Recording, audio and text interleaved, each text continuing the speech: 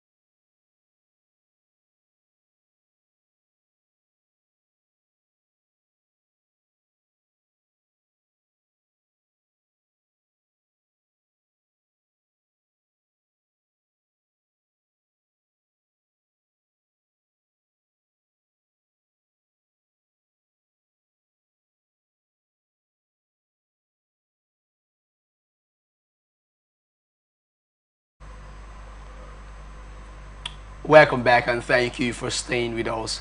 And joining me this morning on the show is Mr. Libarife, a realtor and public affairs analyst. Thank you once again this morning. Thank you, Michael. Thank you for coming. Thank you for having me. All right, on to our first story for the day. Yet to be identified lady died after jumping off the third mainland bridge into the Lagos Lagoon. The incident occurred around 4 p.m. on Thursday, March 13, 2025. The unidentified woman was said to have jumped from the bridge into the water opposite the University of Lagos waterfront. Benjamin Hundein, the police spokesperson in the state, confirmed the incident on Friday. According to him, the woman was confirmed dead by a team of doctors on 13th of March 2025 at about 16:00 hours. At about 15:00 hours of the same date, an unidentified woman whose name is yet unknown reportedly jumped from Third Mainland Bridge into the water at Unilag waterfront, Hundein told newsmen. She was recovered at the University of Lagos Shore Slipway by a team of marine police attached there. She was confirmed dead by a team of Unilag medical doctors in the presence of a police team from Shabo Division. The body has been evacuated to IDH Infectious Disease Hospital, Mortuary, Yaba, Lagos for preservation. In 2024, the Rapid Response Squad of the police command foiled a suicide attempt by a U.S. citizen on the same Third Mainland Bridge. You know, when the story came up, a lot of things came to my mind. But I would love to have your thoughts first. This is a mental health situation. Mental health situation. Okay. It's pathetic that the first thing is that we should do a general sensitization on all Nigerian citizens. Is that possible? Yes, it's possible. No, just that we don't have good libraries in Nigeria. If you look at the use of libraries, it's not just to come there, sit down and read books. Libraries are meant to serve as means of passing information, also to serve as avenue for sensitization. It would have been easier. Then they should, I don't know what National Orientation Agency is doing. I don't know, because their impact in the society is not felt. Okay. You are meant to, once you are seeing a reoccurrence trait, the NOA, they are supposed to swim into action. After research, go on research, come and orientate the people. This is not the first time that Lagos Lagoon is taking somebody's life. It's not the second, it's not the third, it's not the fourth, it's not the fifth. It has been a recurrent decimal. So what are you to do? You should understand that there are some people, maybe depression is there, the shortage of life supply is there, means of livelihood, and frustration, heartbreak, emotional trauma. You should have dived into this and orientate people. There is nothing wrong.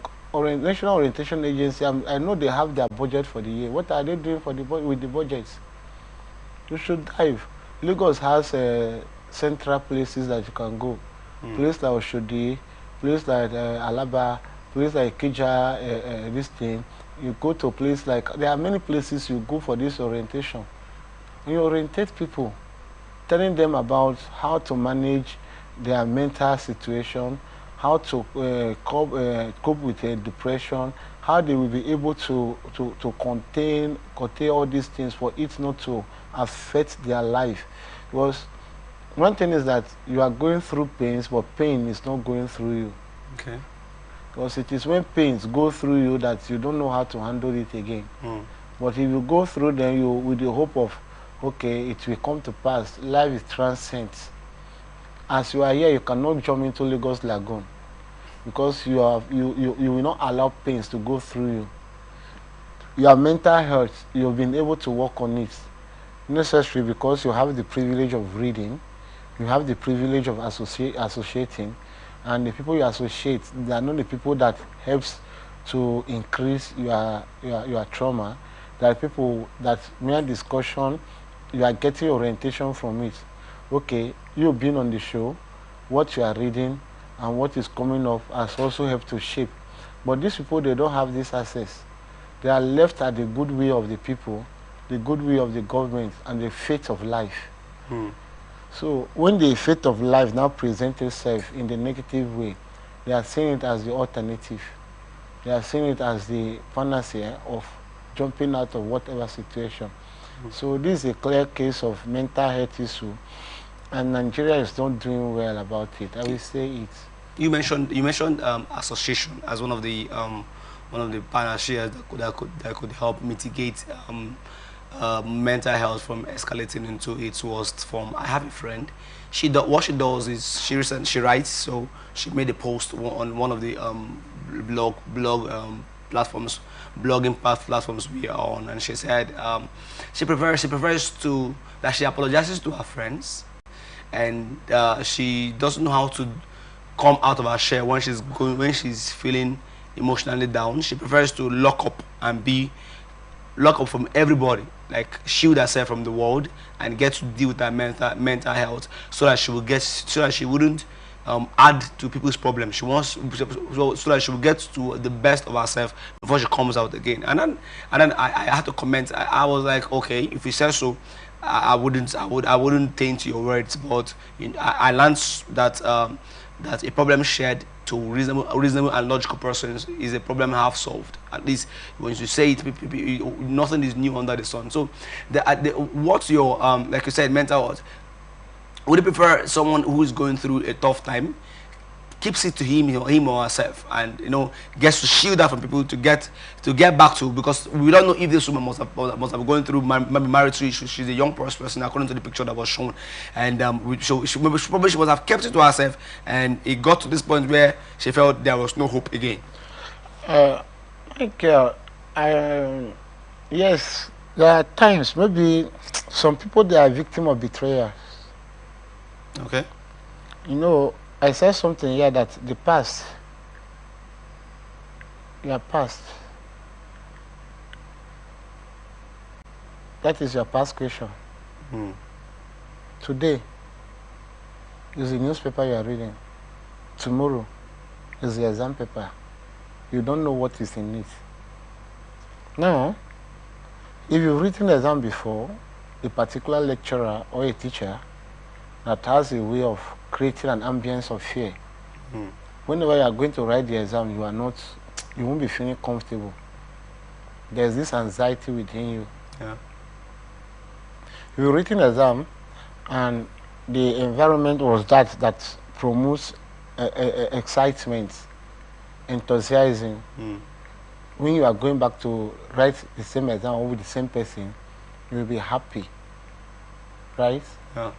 Now, some people they've allowed their wrong experience, to form their being. That is where the fate of life comes in. Maybe she might have shared something allegedly to someone, and they might have used it against her from the angle you are coming from. But it's best shared than being kept.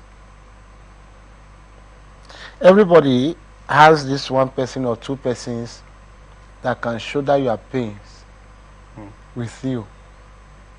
But the society we live in has sent a picture, has brought to mind that nobody cares, which is wrong. That is why even the Holy Book will tell you that be ye transformed by the word, the renewal of your mind. There are some problems, whether you like it or not, you cannot bear it alone. And you look at any person that said, I lock myself to share my problem, to do this, they don't get fat. Fact or fat? Fat. Okay. Because the problem will be eating them up. Like a cancer. They will be eating well, but they can't. They can't. You must. And I was talking about Nigeria is not doing well because by now we're supposed to have had a federal counseling center in the states. State counseling centers, local government counseling centers. Even since we are running a democratic government and the rest of it, each of the councillors and the wards supposed to have had a counseling center. I am saying it, I don't say that is constitutional. This would have helped to cope these situations. Because once I have tried to fathom what is happening and the situation might, maybe I'm in a relationship and the person I'm in the relationship with is not helping matters. I go down, I go to the counseling center and I receive counsel. They talk to me. If possible, they put me on some therapeutic procedures that could help me to come out of it. But we don't have it. You are now left in the hand of the society and few mediocre friends. I'm probably social media. So on the long run, what you are now getting from the internet, the social media, is now affecting you more. What the friends, the mediocres that some people keep as friends are doing and saying, affecting you more. And then the day-to-day events and occurrence in the society affecting you more. You are now left in a crazy world of your mind that can push you into doing whatever you want to do. With the mindset and notion nobody cares. Someone was talking to me recently that I'm going to do whatever I want to do. I don't care, nobody will hear. I don't told the person that if you want to do anything, remember your mother, remember your siblings. If you want to do anything, remember who? Your mother, remember who? Your siblings. Because anything you are doing, you are not just doing it to yourself, it's going to affect them adversely. If you are doing something positive, it will affect them positively. If you do something negative, the same thing will affect them. So you should think of them before you do anything you want to do. But that's for somebody who has a responsibility mindset. Because some persons feel like everybody live their life. What I do does not matter. What I do will not affect anybody. That's where orientation comes in. I talked about orientation. As I am now, I know that my life does not belong to me. I know that whatever I am doing is not even for my family. The name of my community is at stake. The name of my worship center is at stake. That's why, I look at politicians, our politicians, when they talk and they behave anyhow. I will keep using this thing. What the president of Senegal did, remove my picture from your offices, put the picture of your children, put the picture of your family, so that when you are doing the wrong thing, you should ask, what even this thing I'm doing, how will they feel? How is it going to affect them? There is nobody that is existing without responsibility. There is nobody that is existing without problem. There was a man I met. The man went to the hospital. He had a fracture on the leg. So he was complaining. So when he got to the hospital, he came back and said, he told the wife, let us go. He didn't stay. He said his own sickness is calling other people's sickness. The sicknesses is all there. His own sickness was calling them sir, sir, sir, sir. In other words, his own was little. What he was thinking is too much is this. When he got to the hospital, he was surprised that nothing is happening to him. He told the wife, let us go. Let's not let others. Now, do you know what happened? He's giving his chance to others. Let them attend to them. They shouldn't worry. They shouldn't bother about his own. So there is nothing you are going through in life that is new. There is nothing that you are going through in life that you are the first. There is nothing that you are going through in life that is going to end with you. There is no circumstances that are surrounding your life that is going to be greater than the purpose you are carrying. The only problem we are having is the mindset, and those that are supposed to help us, they are not helping. But before anybody can help you, you need to help yourself. You circumcise your mind. There needs to be a rebirth of consciousness in our nation.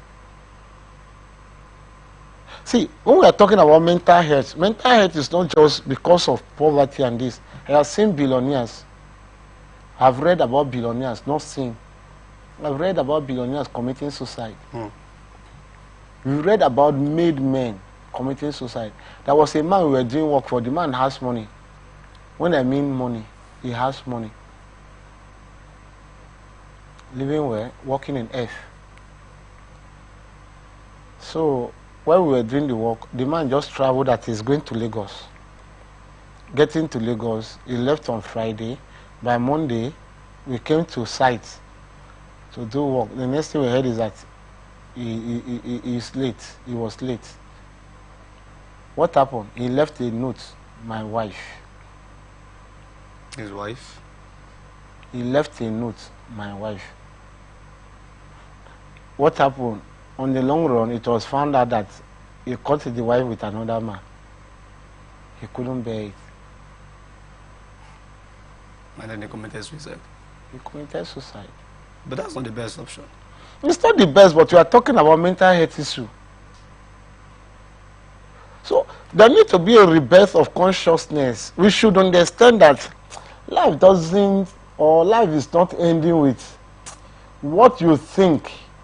I said something here the other time. The gods accept it because it's right. It's not right because the gods accept it. So, right thing precedes any occurrence. If what, no matter what someone does to you, in Port Harcourt, a lady took is this sniper, almost dying because of what? Online loan app. We're then sending messages to people. It was the pastor that came in after the neighbors discovered whether they gave him charcoal and the rest of things, and the pastor came in, paid the money, and so there are little things, and these little things, it triggers what has been happening in the mind. This is where orientation and counseling comes in. It's not just to come on radio, this one. Okay, look at what is the situation of River State. Do you know how the hopeless signal, how it has sent the wrong signal to people? How frustrated people are? That any little thing, any little trigger will cause what you are not expecting. We need orientation in this nation. Nobody is sane in Nigeria, including me. Let's not pretend. Even our presidents, our governors, the ministers, we can hear them speaking. The senators, are we to talk about that one? So it's high time the government, the parastatal responsible, the NGOs, they should come down and go into in-depth orientation. Orientate people positively to understand themselves. Orientate people how to use what they have to get what they need, not in the other way around, using your body to get what you need. That is not what I mean. Using what you have your brain. There is nobody that was created a tabula rasa. Even if you were created a tabula rasa, you've grown up not to be a tabula rasa. Nature has given you something, society has given you something. You can look around and you start off something. We should orientate people of embracing peace with ourselves so that we can embrace it with others. Okay, this particular third mainland bridge has been known as, what I call it, a free center of to end life problem. And like the story read that there was an attempt foiled by some authorities of a U.S. citizen who attempted suicide on that same third mainland bridge. I don't want to sound diabolical, but do you think that particular location could have a connotation beyond the physical eyes? Yeah, if we are coming from the religious perspective, we can say yes. But we are looking at the real life. I am trying to, there is something I'm processing now within me. Because whatsoever you think, that's who you are. And that's what you confess. And you become, even if you are not. Yes, there are spiritual undertone to many things that are happening. But I used to ask somebody, should I be the one to fulfill that? There's one prayer I noted after reading the scripture sometimes. I'm a Christian, so I can use it when I'm talking. I discovered that there are negative prophecies and there are positive ones. But I cannot fulfill negative prophecy. I should fulfill the positive ones. David committed adultery and murder. It was said that your son will suffer Solomon. Okay, now Solomon came. Instead of David to suffer that, they said Solomon. Now Solomon came. They said, I will not divide the kingdom on your time. Rehoboam. You, Rehoboam, came. Elders gave you advice. You refused to take the advice. You went to Gen Z. You went to social media to write. What's your thought on this? You wrote, post me anonymously. I will be in the comments to read. So when social media socialized you, you went back, kingdom divided. Must I fulfill negative prophecy? I should rewrite that prophecy. So if Third Mainland Bridge has been known for this type of occurrence, should I go there? And not just that, okay, since this site has been known to have such occurrences, don't you think that there should be measures put in place to ensure that people don't gain free access to just go in there and jump in there? One thing is that gaining free access is something. Third Mainland Bridge is where vehicle pass. Because just imagine somebody driving and stops, closes his or her cars, and goes there and jumps into the car. If you are coming to the place, some persons will think you are just taking a site. If you've been to Third Mainland Bridge, are you getting it? You can just say you want to stay there, look at the lagoon, look at the environment, how it is. So, on that aspect, if we can have, and the Third Mainland Bridge is not something that is just short, it's long. So how are you going to position security personnel? Probably they could raise the slabs by the side, probably raise it a bit higher.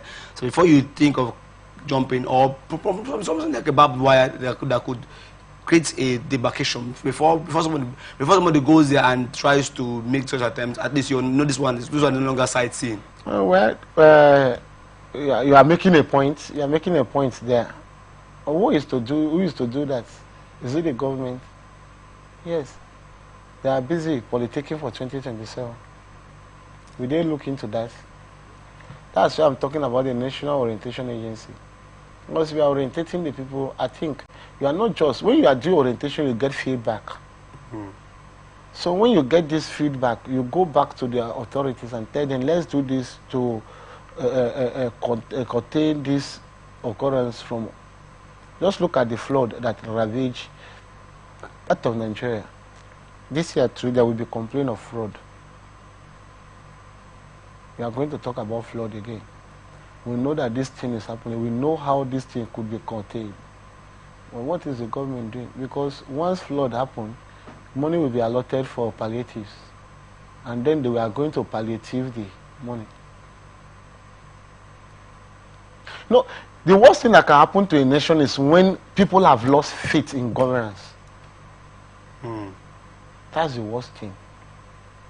That faith, people have lost faith in governance. They've lost faith in the people at the helms of affairs. Just like a family, the worst thing that can happen is that period when there is no longer trust between the parents and the children, between the father and the mother. That is the typical example of Nigeria. Currently, it's in the news. You are reading it on papers. People have lost. Okay, look at what just happened recently. If you are talking about, so let's all go there. But it's high time that the government should build the confidence of people, orientating the people again. Number one, government build the confidence. Then number two, there should be massive orientation in Nigeria. Let there be a paradigm shift of the mind. Let there be a renaissance of our consciousness. I love what Ghana is doing. All Ghanaians, you will hear motherland, motherland, motherland, motherland. If you go to America, what they are thinking is not America will do for them. It's what they will do for America. It didn't just start. It starts from governance. Governance builds the people, and the people becomes indebted to making sure that it works, so that I can transfer it to another person.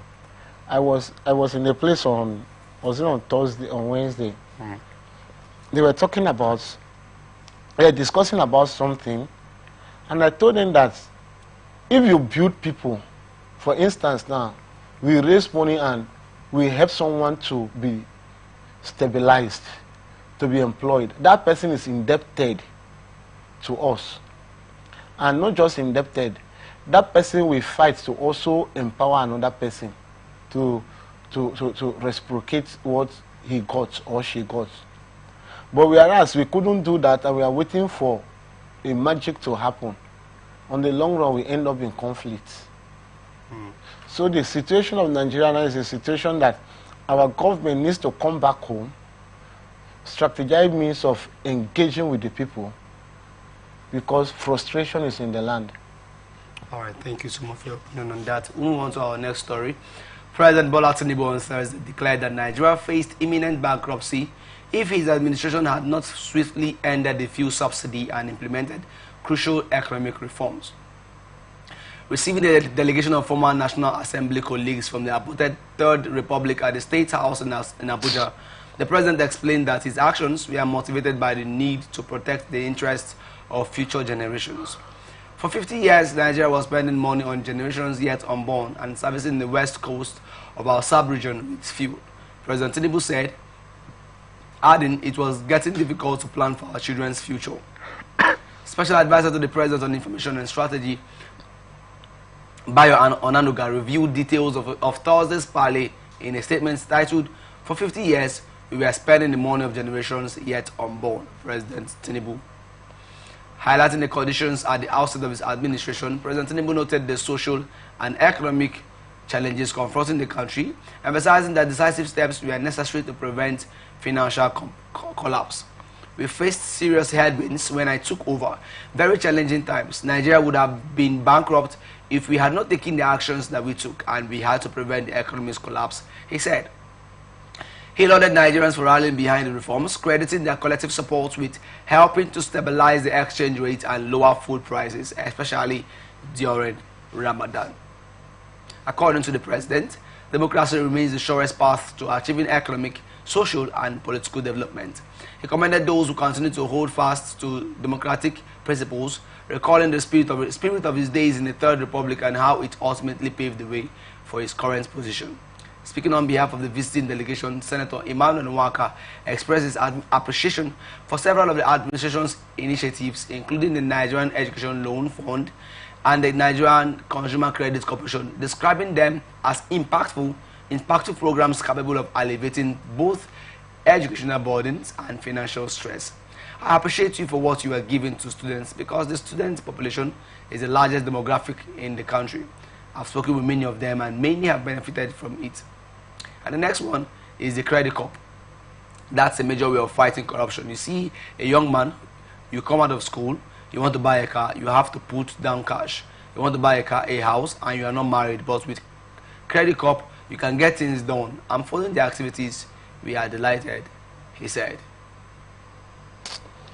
You see, Nigeria is still being ruled by this class of persons, the generals and the class of 1993. They are the people ruling Nigeria till now. Well, we've had politicians coming out from this 21st century. And you are a 21st century politician, but people ruling Nigeria, they are this class. They are the generals. Now people detecting, see, Nigeria is deep. Okay, let's look at, if it's 21st century this thing, then person like Obi would have won election and be the president of Nigeria.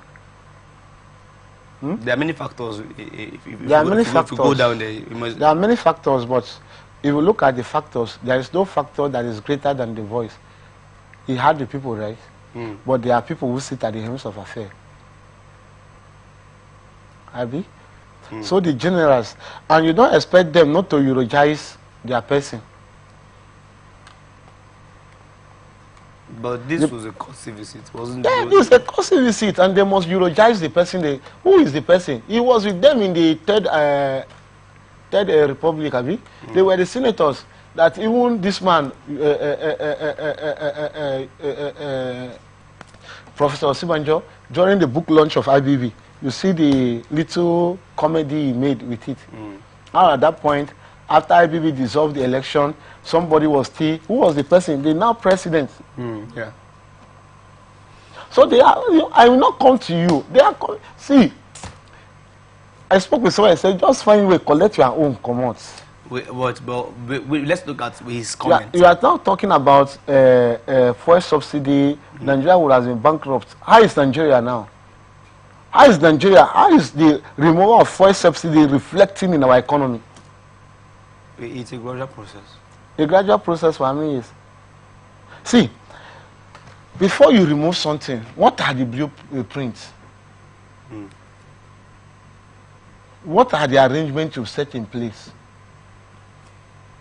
What are the plans? What are the step-to-step guides? You remove subsidy, we are still importing fuel. But the recent problem between Dangote, NNPC, and them, you heard the news that were coming out. But you know that's to the benefit of the ordinary Nigerian. To the which benefit? Because there was a time when it was alleged that the exchange rate between dollar and naira affected the prices of things in the market. Now, at a point, we now find out that okay, the naira started gaining stability at some point. How much is the naira now? I think last I checked was 1.5. Sorry, he came to state. How much was the naira to the dollar? When he came to state, I can't go back to that figure. No. As of the week of election, that was when the dollar hit 700 naira. Okay. So within how many years? It has doubled. At a point, it wanted to triple. It has been dangling between this range. Fuel, Jonathan brought fuel to, was it 90, how many naira? Nigeria would have caught fire. He was among the, some of these men were among the people that protested against Jonathan. That he brought fuel from 65 naira where Obasanjo kept it. We are now buying fuel 90 something naira. We were among the people that protested. Buhari brought it to, is it 150 naira or so? It was, now how much are we buying fuel? 825 naira. 825 naira. Yes, because it's not 825, it's 900 and 900 and. No, Dangote recently reduced. That is Dangote. You know, see, Michael. Let's look at what you are looking at. What are we? Go to the filling station here. How much are you buying fuel? Let's not say Dangote. See, there are some. These are major stakeholders. These are major stakeholders, but what? See, every economy, you look at the potential of that economy in the life of the consumers. You know, where I was heading to was, okay, we never found out that the naira's value wasn't the sole reason why things were actually hiked. And then now it was then traced to, okay, it was fuel, the prices of fuel. And recently we found out that there's been a dangle in the price of fuel, and considerably we could say that the price of goods have been affected, right? Yes, positively. Have been affected. See, I've been affected. How much was a bag of rice by May 2023? I can't recall that. Michael, so see, there are some things there. Like, Nigeria is a cruise. We are catching cruise in this nation. And because we have, Nigerians, we've been trained to accommodate things. And the way the politicians, the political class has condescended people is to the extent that to talk, you don't feel like talking. The fear of the unknown just engulf the people. There are some things. Okay, how did removal of fuel subsidy, how much has been saved from fuel subsidy? Make it public, let's know. That's what the National Bureau of Statistics do too. So let us know. Then where are the monies going? Nigeria is still borrowing till today. You saw our budget, how much is to be borrowed? Just how much? See, let's look into Nigeria. If you remove fuel subsidy, what are the measures? They said Port Harcourt refinery will start producing. How is it? Is it producing? Not yet. We have 3 refineries. Kaduna refinery. I don't know what the refinery is doing in Kaduna. They don't have oil there, but refineries in Kaduna. So we have Kaduna refinery, we have Port Harcourt refinery, we have Warri refinery, and we have the one at Petrochemical. So with these refineries, let's put these 3 plus Dangote, we are supposed to have enough fuel with a reduced price. But how much are we still buying fuel? You told us that we will own fuel in our houses. Are we owning the fuel in our houses? We are not. Yet. We are yet. How now? How will it be? See, when we are doing something, you study the past question, you read the newspaper to answer the question paper during exams, right? When we study the past, analyzing the current occurrences, even our judiciary that would have defended us has been bastardized. Is it not judiciary it's not just what we should just see it and say this is how it is and sit with it. If you're saying fuel subsidy hasn't helped, it hasn't. Mike, I can say it, I can beat my chest. Okay, let's say, how has it helped us? How did fuel subsidy? You are talking about the student loan. We were here the other day when students were crying that they applied, you are supposed to be given 120,000. How much is the school fees in Uniport? That is a federal institution. All the federal institutions, how much are they paying as school fees? How much are you giving as the loan? It's not up to the school fees that students are paying. So we should be much meticulous in what we are doing. I know that it's politics. Politicians, they have sweet mouths. They have a way of cajoling people into doing whatever they want them to do. But we shouldn't eulogize what ought not to be eulogized. We shouldn't sing the order of what ought not to be sung. So, as a public affairs analyst, if you're saying fuel subsidy hasn't helped in the economy, what would you suggest should have been the president's approach to economy? Okay, this is what happened. Before you are removing subsidy, are you getting it? Okay. Now, I know almost all the president of Nigeria have been talking about removal of subsidy. Are you getting it? Okay. But now, there are measures to be put in place. Let our refineries work. Dangote, I said, follow Dangote issue with NNPC and the federal government. Many secrets were leaked. That if a nation was working, by now DSS or whatsoever, even EFCC would have been able to arrest some persons. Anywhere? In Nigeria, the Dangote and NNPC saga. Okay. I don't know whether you follow the saga. I'm following the saga. The revelation that if Dangote, you know, Dangote is not someone that comes up to talk anyhow. Since you want to put your finger in my eye, let me reveal what you have been doing. Who owns Wando? And they are the people importing fuel from Malta.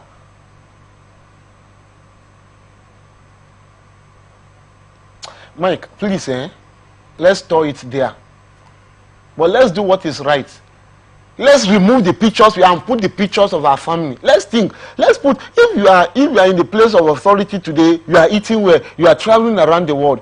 What happened to the generations coming? What will people say about you? There is always a day of reckoning. There is always a day people will sit down and they look at you with your antecedent. They look at what you've done. We need Nigeria to work. I always say, I'm one person that believes in Nigeria. I don't believe in going anywhere. If others are leaving, we can't make this area, but they should help us. Let's see how we can build this nation. Let's see how we can have a nation that we can be proud of, to call a nation. Look at what is happening in some African countries around us. I will get to that, but let's move on to our next story. Thank you for your opinion on that, Mr. Libari.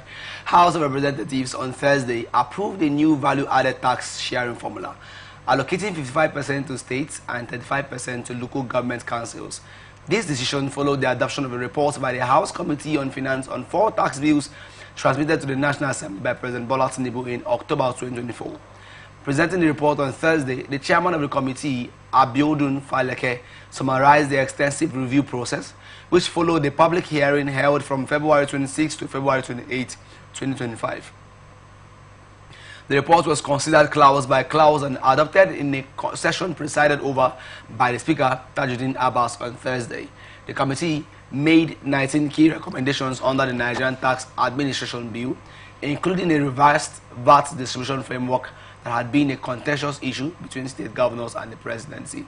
The revised VAT sharing formula has it that Section 77 of the report introduces a new VAT distribution structure.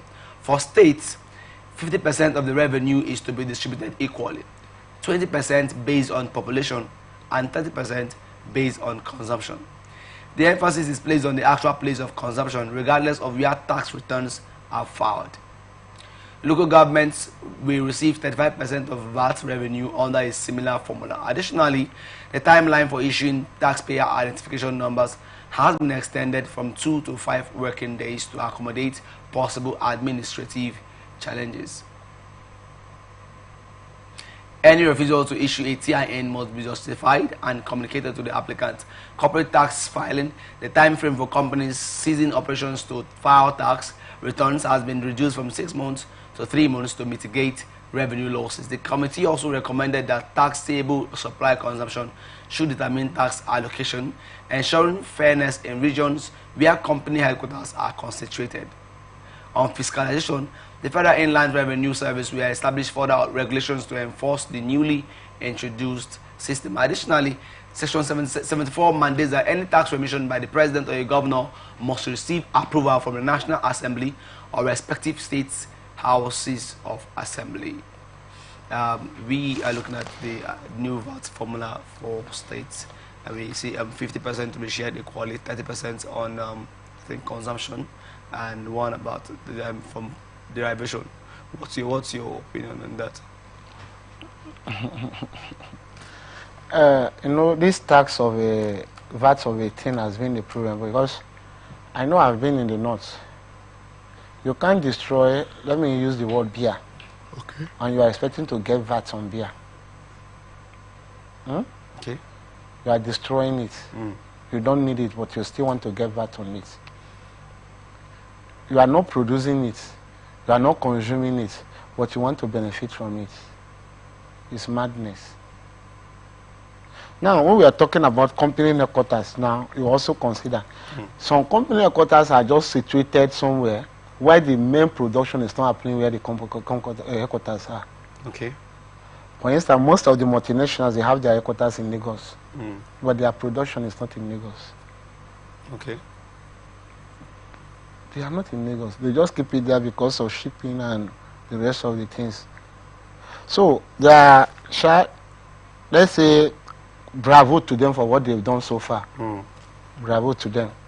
It's not everything. If they've tried at least now, they will share 50% equally. All the states take 50%. But beyond that, there's no derivation. So since the thing is being produced here, and I'm consuming it here, not where the VAT is filed, they have to still bring the money to us. So if you feel that's tricky, that's not clear. That's tricky. It's tricky, Sha. My brother, to some extent, but this is Nigeria. This is Nigeria. This is Nigeria. In positive light. In both the positive and the negative. And this is Nigeria. This is a country that anything is possible and nothing is impossible. Yeah? This is a country. So, but my happiness is that number one, local government directly will benefit from the VAT. For instance, Obiakpo, there are many things that are being produced here. So out of the 35% of local government, if they are still going with the derivation in the local government sharing formula 2, Obiakpo stands to be at par. Because there are many things now. Indomie is produced here. Other things, pasta and the rest of them. So there will be fund for the local government to run this at first. And one thing is that our people should be held accountable, not just that VAT is coming in. They should be held accountable. There was this revelation, Nengi made before 2023 election. He was talking about stamp duty and VAT. How VAT is being diverted, how stamp duty is being diverted. There should be proper monitoring without being biased. Okay. See, like what is happening in River State, I borrow a leak from Amici in 2013, 14 or so. Amici ran River State without federal allocation. He contracted Zenith Bank to get our internal generated revenue, and he ran the state. Just that some projects were halted, but the state was running. The state was running. So with our internal generated revenue here, there are many things that could be wrong. There are many obvious scenarios that people will not see. So you're still, if I get your point, what you're soliciting for, to an extent, is state's autonomy. That should be state autonomy. That is the true character of it. Okay, go to the US. We are borrowing everything from the US, right? We go there, we borrow nakedness. But why can't we borrow the good things? If you go to US, we see New York police, right? Los Angeles police. We see all these places, police. Now, these people, the governor is as powerful as the president. Yeah. It's not here the president will detect what is happening in River State. We are telling people they should tell the governor to implement the rule of law, the court judgment. There are some things that ought not to be said. There are some things that shows a clear picture of biasness. So that is it. We should have this complete state autonomy, wherein the state runs its affairs. Then we run a true federalism that we are running. You know, one of the dangers of, if you ask me, don't you think if state autonomy is allowed, which I know it's been implemented, but some governors have not. That's paperwork. Where is it? Where is it? Where is state autonomy? If there is state autonomy, see, let's take what is happening in River State as a key factor. See, if we have state autonomy, certain things will not happen. If there is state autonomy, it will not happen. At a point, we should think and we should reason beyond just paperwork.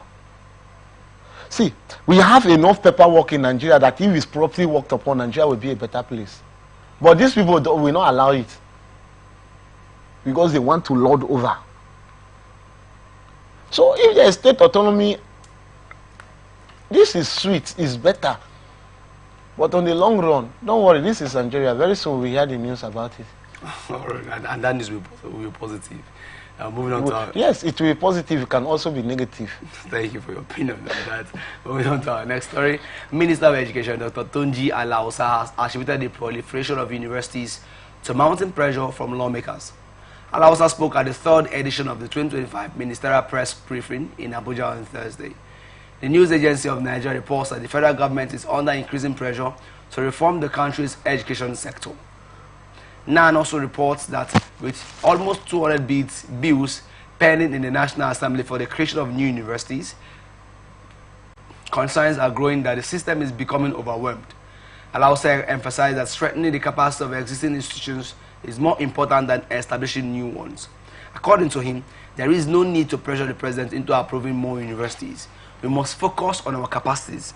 We need to stop this from happening. There is so much pressure on the president, and we must be sensitive to it. Lawmakers are passing numerous bills. Today I can tell you that there are almost 200 bills in the National Assembly. We cannot continue like this. Even though we have many universities, they lack the capacity to admit enough students. What we need now is to rebuild the capacity so they can offer more viable courses to our citizens, he said. He added that the university enrollment rates are not keeping pace with the rising number of institutions. If you look at overall enrollment figures, private universities, despite making up just 1% of the system, account for only 7.5% of total undergraduate enrollment. The total number of undergraduates today is about 805,000, which is relatively low. We have universities with fewer than 1,000 undergraduate students, yet there is an intense demand for more universities to be opened. This must stop, he said. Alausa stated that several key proposals had been put forward to address the challenges facing Nigeria's education sector. On specialized universities, the minister urged these institutions to stick to their core mandate. According to him, there is a need to reduce the number of non-technical courses in specialized universities and instead offer them in conventional institutions. He also reaffirmed the federal government's commitment to reducing the number of out-of-school children and creating pathways for them to access tertiary education. Nigeria must improve current varsities instead of adding more, according to the Minister of Education. Michael, you will believe with me that our universities are underperforming. Our universities? You mean yes. All universities? Our universities are underperforming. Nigerian universities are underperforming. Why make such claim? Why make such? I finished from the university. Okay, what do you mean by underperforming? They are not performing at par. They are not performing as a university. In terms of infrastructure, studying environment. See, do you know how painful it is that students, they were dragging over classrooms? 21st century.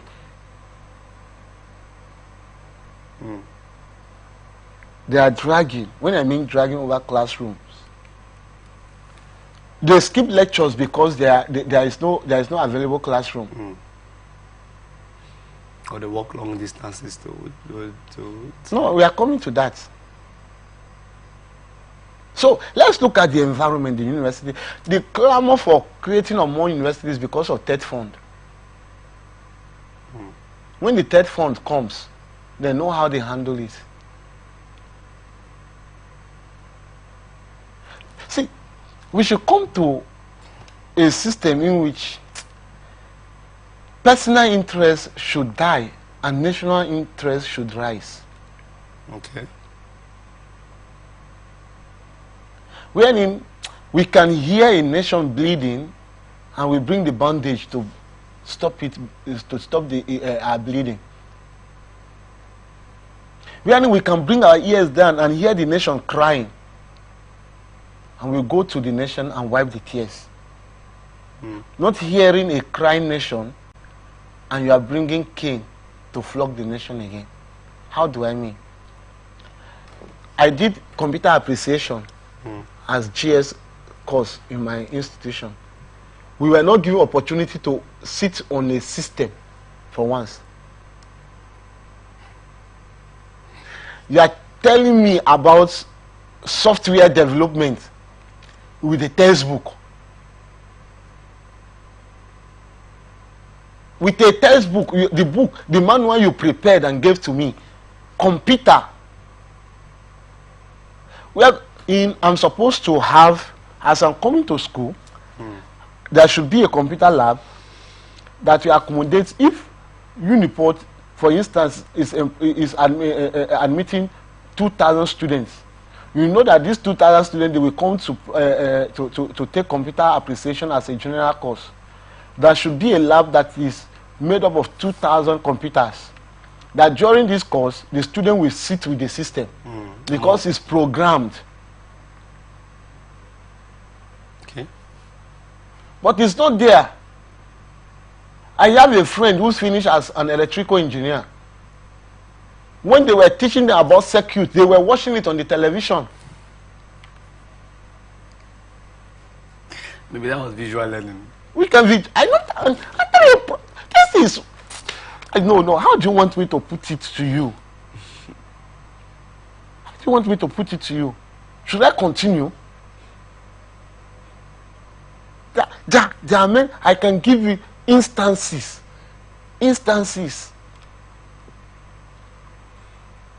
So how do you expect? Okay, I'm not saying we are talking about people that people are not in school. Yes, they will not. Because they're saying that school is calm. That is the normal language in Nigeria. I finished. I brought my certificate, the A4. And I showed it to somebody. Finally, I've gotten my certificate. The person looked at me and laughed. I said, so this is what you went and spent all the money, your time and everything for. But you know, it's a system. It's not a waste. I'm coming, sir. I finished. I went for an interview. I'm saying on air now. At the end of the interview, the HROM that came from Lagos to conduct the interview told me that my blueprint was better. In fact, they are going to use the blueprints. But a top government official on the state has given them somebody before they came. They gave me 20,000 to pay as transportation. Since that day, I have not applied for any interview again. I have not.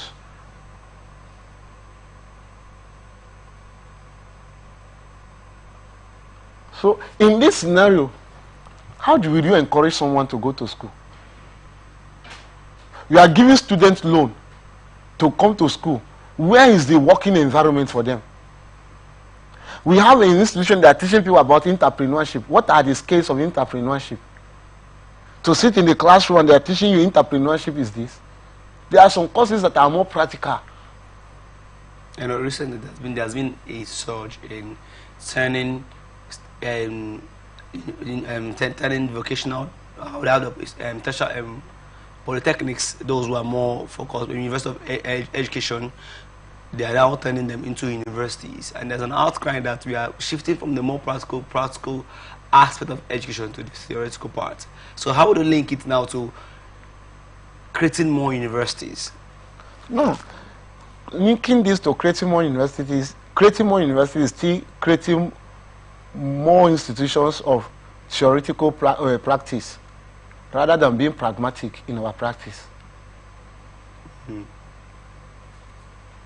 Let's work on the ones we have. Let's have enough laboratory for them. There is nothing wrong that you are in the higher institution. There is also a provision for a trade in the school. Let me say so. They should include it in your tuition fee. If you go to buy, let's say you want to buy bole, the locally made yam, Yes. and then there are 3 women who sells that bole in the junction, and each of them have different price tags. When you go to buy the bole, will you consider the price differences or the quality of the food you want to buy? Number one, it depends on the person, the personality of the person. Like me, I prefer to get something quality. Irrespective of the price. Irrespective of the price. So you wouldn't feel the person, even when Now, you're getting quality. what happens is that by the time you compare, you will know why this person's price is higher. But you know, there's a psychology of influence that states that we believe that the higher cost of a thing tells the value, but most times It's false. It's false. So but by the time you see the quality of the thing, you can align it. Like, let's take for instance someone that I don't just buy something because you are buying it. Okay. If I see it, I like it, I can pay for it. But if I see it, I like it, and I still ask the price, and I see that the price is not rhyming, Oga, I leave it and I move on. Let's picture universities as bullet joints. And what? Let's create a picture of universities as the bullet joints I just gave you now, and then you, the buyer, as jam candidates who want to get into school, and then you have a proliferation of universities, each offering different value at different rates. Don't you think that's also helping in boosting the education system? How will it? We're having universities. There's another solution. No, sorry, sir. As far as Nigeria is concerned, we have National University Commission, right? NUC, right? Yeah. Now, the school fees that all the federal university is paying is being regulated from one body, right? The state university's own is higher than before, instead of the federal. Now, if you are looking at the proliferation of universities now, the private universities, that one is even the worst. Some private universities don't have up to 500 students. Okay. They don't have up to 500 students. Why do you think so? Is it because of the price? But you know, Oga, it's been alleged that most private universities are alleged actually could offer you at least. Most private universities, look, listen. It is here now that we prefer private school to government school. Needed materials for the right knowledge that the society needs. So we are supposed to embrace what is to UPTH. Because they say that this issue Can accommodate vocational centers that empowers me as a student in my tuition fee, a subsidized payment for vocational studies, skill acquisition, wherein I can go and learn something with myself. Not just the paper that they are giving to me, not just the assignment that they are giving to me, not just that I should be reading a textbook written by a lecturer that most time I bought a textbook that from a lecturer that what the lecturer was teaching was not in a textbook. He just wanted to sell the textbook. So what you're trying to say? Supposed to be pragmatic. There are not facilities to help the students. So what's your suggestion? My suggestion is that they could equip the already existing university and leave creating other universities. They should empower the university. Okay. Empowerment has to do with better living. Okay. There should be provision of academic buses. Like, okay, let's take for the one that is closer to us. Let's take Uniport for instance. This federal institution. In Uniport now they have Choba, they have Alakaya, they have Alo. Now students have started moving because of this thing now. They are entering places like Rumalogu and the rest. That should be not just the bus. The intervention bus they have in the university just stop at the school gate. It picks students from the gates into the school. And how long will students wait for the bus to return? No, there should be intervention buses in each of these places to convert students to school. Now, when they come to school, there should be a conducive environment for the student, not where students will be standing and be sitting down to write during lectures. Okay, you have a point there. I'm also looking at the fact that medical schools, there are times, like I finished from my school, my alma mater. We found out that most times Abia State University, they want to get they need 200 students for medicine. By the end of the day, they end up getting 500 students or 400 or 600 students or above. And all these persons are, meanwhile, they needed 200 students. So all the persons who get into their first year, get into that's second corruption. Year. Now, if there are other medical universities that have good medical schools, don't you think this will also curb the influx the of same into thing one? is happening in all the institutions. Listen, greed is ruining us. We know the number of students that our institution, that's what we are saying here. We said some of the institutions don't have 1,000 students, right? From what we read. Now, what happened? What is the NUC doing? The National Association of Nigerian Students, what are they doing? They are saddled with this. During this admission process, how many candidates are you looking at in the institutions? These people most times force themselves into the school. You can see. Sorry. The lecturers will tell you that. Michael, sorry. No. You can't use that word. Force yourself. No, excuse me. Who approved your admission? The lecturers will tell you that. Who approved the admission now? The school body, the body. It's the school body that approved the admission. There is nobody that will force this. Every the school does not permit. What I'm saying is that it comes to a point where it becomes the highest bid that gets. I want my child to study medicine in this school. Yes. I will pay the money. That's where corruption comes in, because you that is even collecting the money, you are corrupt. Will you reject such money? Why won't you reject it if you want the system to work? If you want this system to work, why won't you reject it? No, sorry. I'm a rector. I have encountered situations. One of the professors in the state, the PA met me. It was a juicy offer. There is nothing I will tell my boss will not do. I should add over 5 million naira to a property for him. I can't say, on the long run, whose head will it bounce?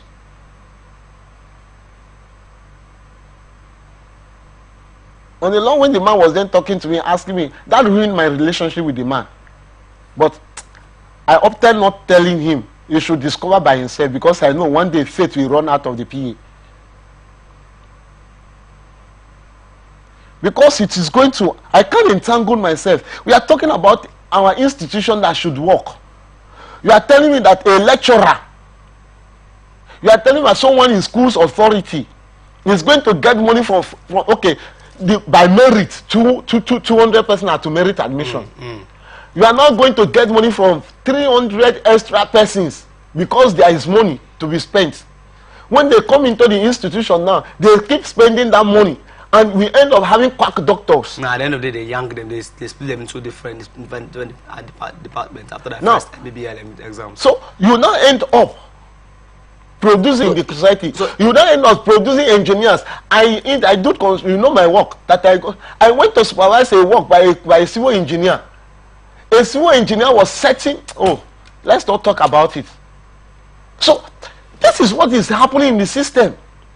First, there is no enabling environment for good for a smooth running of our academic session. No enough classrooms. Hostel spaces are not there. Look at the hike in our hostel spaces there. To stay in the hostel is more costlier than staying off campus. Now, no electricity for studying. No adequate laboratory or theater for whatever you want to do. No practical section for you. You are studying computer science, you don't have equipped computer lab. How much is the price of a laptop now? And a lecturer categorically said that education is not for the poor. A lecturer that was sponsored by community fund. Now, upon all this now, the same lecturer will now go and take money from extra students just for him, so that he will now drive his car and say, I'm a lecturer, so that he will build his house. Why you are being paid? On the long run, we're now having quack in our educational system, and that's why in our academic, our tertiary institution, cultism is on the rise, lesbianism is on the rise, homosexuality is on the rise, drug addiction is on the rise. Prostitution is there. Sexual harassment is there. Mention the vices. Because those that are not fit to be there, those that are meant to be trained in other field, you are accommodating them because they are giving you money. And that's why they are calling for more universities. To have their ways, it's high time we sit back. I said it before. To have a national consciousness. We would. Thank you for your opinion on that. Federal government has improved its resource allocation strategy to enhance efficiency and sustainability while reducing reliance on high-cost commercial borrowing. The Minister of Finance and Coordinating Minister of the Economy, Wale Edun, said this on Thursday at the opening of two-day high-level interactive session in Abuja. Edun explained that rather than accumulating more debt, the government is prioritizing alternative funding sources such as revenue generation, concessional loans, and strategic investments. He noted that the administration had reached a stage where resource optimization takes precedence, leading to a shift from borrowing from commercial markets. According to him, the move aligns with broader efforts to promote fiscal responsibility and reduce the financial strain caused by expensive loans.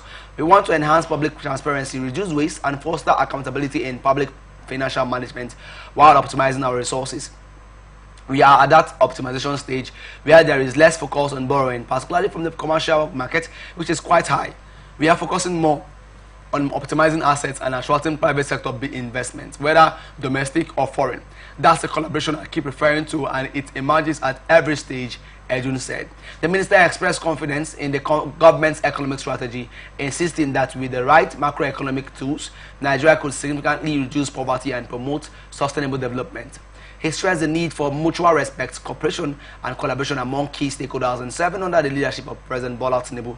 This event demonstrates the commitment of the Federal Ministry of Finance to partner with critical stakeholders at various levels in driving sustainable economic growth and sound financial management for our dear country, he added. Speaking at the session, the lead speaker, Senator Ita Enang, highlighted the need for seamless coordination between the executive and the legislature in advancing economic policies. He pointed that legislative committees must obtain a resolution from their respective chambers before conducting investigative hearings involving government officials. What's your thought on this federal government prioritizing investment over borrowing? Yes. See, Michael, borrowing is not wrong.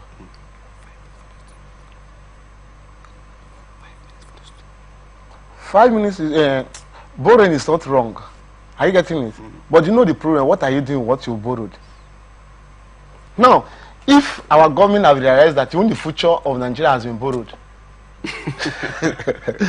Yes, now. How much are we owing? The president said that removing fuel subsidy has saved. But future how much generations. did our president? How much did we borrow last year? Oh, now there are some things when we are talking. How much did Nigeria borrow last year?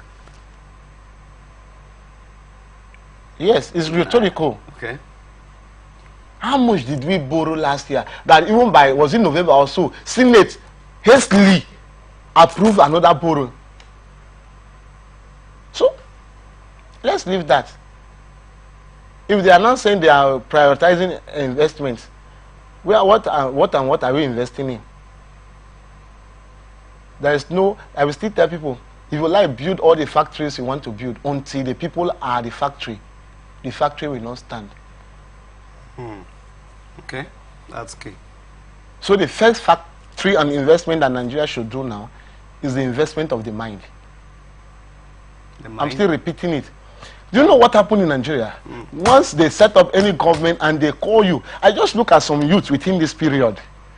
I look at who said this? Dere Faro to me said that 2023 election made him that some people that he was respecting made him to know that they don't want his respect. Just within this period, I've seen that some of the persons I thought they are reasonable, I've seen it that they are not. Why do you say so? By their fruit we shall know them. What did they do? By your word, by your utterances, by what you are writing, by your communication. Okay. We shall know you. So I'm still repeating, I will still sound it often and on, that in anything we are building, in any investment we are investing, it's possible, but number one, there should be the circumcision of the conscience, beginning from the person that is doing the investment. You shouldn't invest because of personal, it should be because of national interest. Interesting. Okay. We shouldn't exaggerate because, hey, I want, no, don't prove anything. My holy book tells me I should show myself approved unto God, not unto man. I shouldn't do anything for you to praise me. I shouldn't do anything for anybody for anybody's appraiser. I should do what is right. The gods accept it because it's right. It's not right because the gods accept it. According to Socrates. So what is here is that they should understand that whatever you are doing, prioritize the national interest more than anything you want to achieve by yourself. In politics, when those days when we are running student politics, when you are coming to do your consultation, you ask you what is your selfish interest. Okay. So they should be able to end or bring their own selfish interest to the barest minimum and bring national interest to the highest maximum. If not, all the governor